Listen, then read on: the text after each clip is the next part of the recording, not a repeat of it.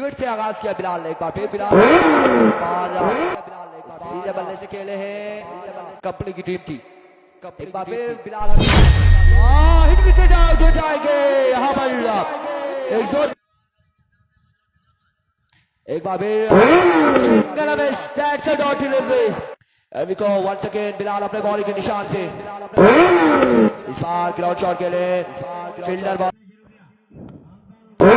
और इस बार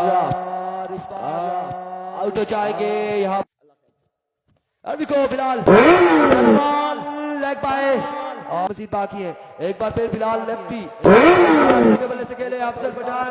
शानदार बॉलिंग के निशान से ओवर का नेक्स्ट बॉल लिए एक्सीलेंट डिलीवरी यहाँ पर once again बिलाल और इस बार उड़ता हुआ शॉट है जाहिद और कैच थामा है जाहिद।